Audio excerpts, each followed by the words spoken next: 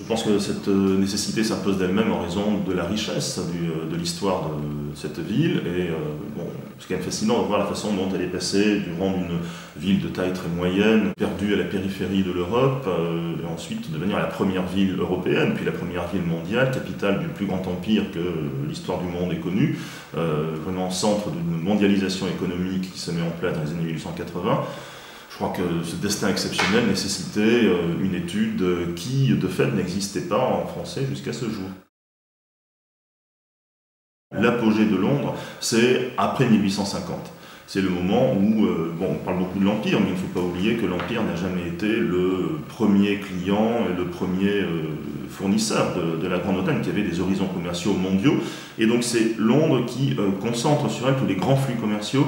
C'est à Londres que sont fixés les cours des matières premières, aussi bien les métaux précieux, le coton, la laine. On a vraiment une ville-monde, comme le dit d'ailleurs le titre de notre ouvrage. Dire que c'est une agglomération de villages, c'est peut-être un peu exagéré, mais il y a, les différentes parties de Londres ont toutes leur individualité. On est toujours dans Londres, bien sûr, mais ce n'est pas du tout la même Londres, selon qu'on est à Notting Hill, selon que l'on est à Brixton, ou si l'on est dans le West End, ou dans la City.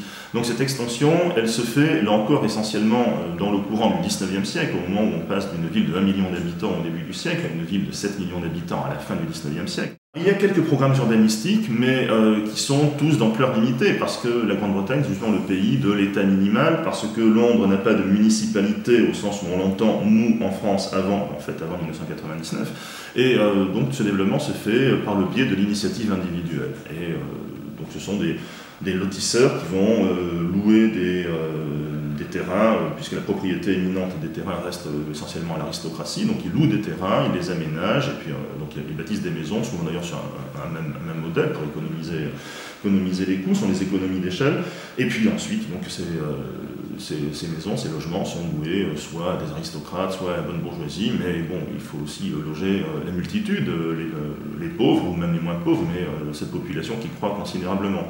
Et là, ce sont des maisons qui sont construites pour durer très peu de temps, qui en fait se todifient extrêmement rapidement et qui donnent le spectacle des slums, des taudis qui constituent des aspects, des images, des clichés presque du Londres du 19e siècle, le Londres de Dickens et des décennies suivantes.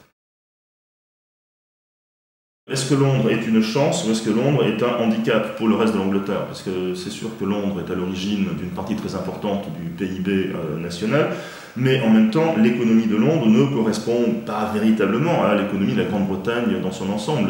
Les activités financières, bancaires, etc. sont concentrées à Londres. Il y en a, certes, mais quand même assez peu dans les autres villes.